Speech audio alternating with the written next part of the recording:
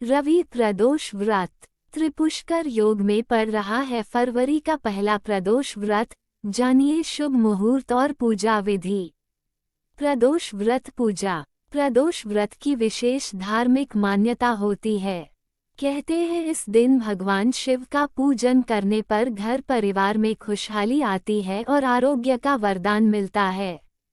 जानिए फरवरी का पहला प्रदोष व्रत कब है और किस तरह इस दिन पूजा संपन्न की जा सकती है। तो वीडियो को अंत तक जरूर देखें। रवि प्रदोष व्रत की सही तिथि।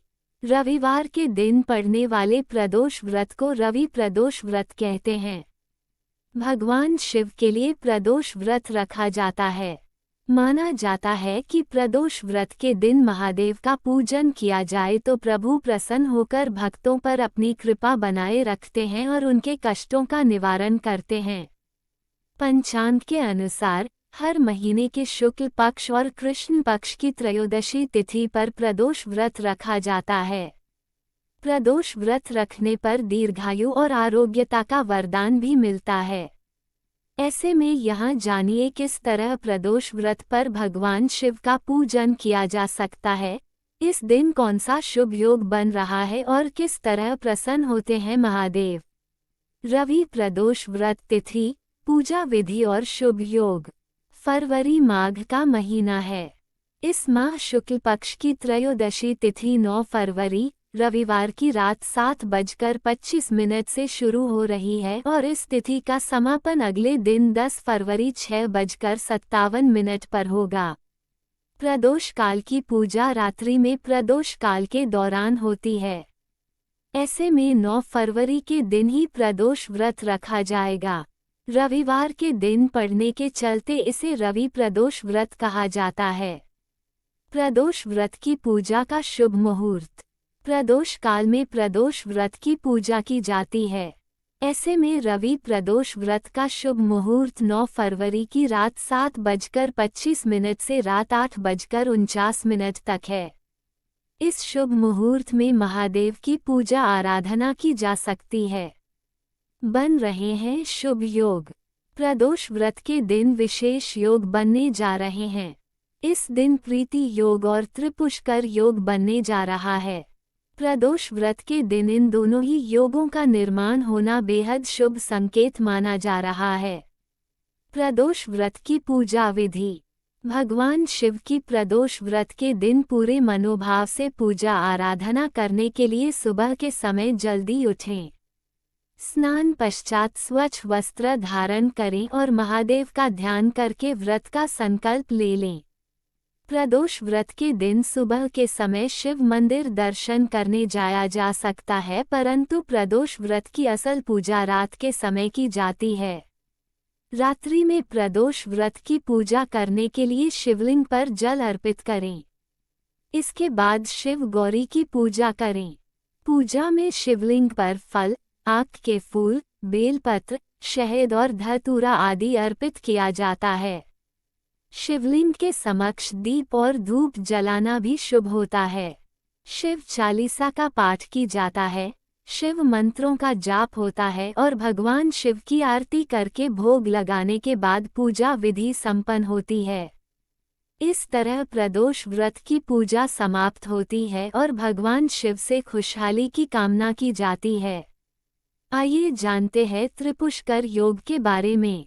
त्रिपुष्कर योग में करें ये काम तो मिलेगा तिगुना लाभ। ज्योतिषशास्त्र के अनुसार मंगल, शनि और रवि इनमें से किसी भी दिन आने वाली द्वितीया, सप्तमी या द्वादशी तिथि को बनने वाले विशेष त्रिपुष्कर योग कहते हैं। इस योग में धन लाभ होने से तिगुना फायदा मिलता है। ये भी माना जाता है कि इस दौरान किए गए शुभ कार्यों को जीवन में 3 बार करने का मौका मिलता है। मकान, वाहन, आभूषण या कोई कीमती वस्तु खरीदने के लिए ये योग शुभ होता है। त्रिपुष्कर योग। ज्योतिष में त्रिपुष्कर योग को काफी शुभ योग माना गया है। कहा जाता है कि इस दौरान किए गए कार्यों में इंसान को सफलता प्राप्त होती है। 3 ग्रहों के मिलने से यह योग बनता है। शनिवार, मंगलवार और रविवार के दिन बनने वाले इस खास योग से जबरदस्त फायदा हो सकता है।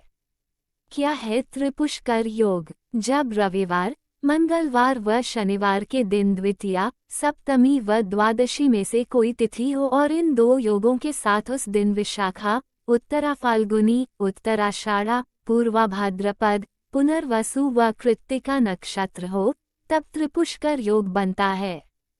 द्विपुष्कर योग की भांति ही त्रिपुष्कर योग में भी जिस कार्य को किया जाता है वह 3 गुना फल देता है। त्रिपुष्कर योग का शुभाशुभ से कोई सीधा संबंध न होकर उस दिन के आनंदादि योग के फल को त्रिगुणित अर्थात 3 गुना करने से है। त्रिपुष्कर योग वाले दिन यदि कोई शुभ कार्य किया जाए तो उसके फल में 3 गुना वृद्धि होती है। वहीं इस योग वाले दिन यदि कोई अशुभ मुहूर्त बना हो तो वह भी अपनी अशुभता में 3 गुना वृद्धि करता है। अतः त्रिपुष्कर योग वाले दिन भी मुहूर्त का विशेष ध्यान रखना चाहिए। त्रिपुष्कर योग का शुभ मुहूर्त 9 फरवरी 2025 दिन रविवार को शाम 5:53 से 7:25 तक त्रिपुष्कर योग रहेगा। ये समय खरीदारी के लिए अत्यंत शुभ है। त्रिपुष्कर योग में करें ये कार्य। इस योग में खरीदारी करना आपके लिए शुभ हो सकता है। तिगुना लाभ मिलने वाले इस योग के दौरान धन संबंधी शुभ काम करने चाहिए। पूजा पाठ करना और धार्मिक यात्राएं करना इस काल में लाभदायक हो सकता है।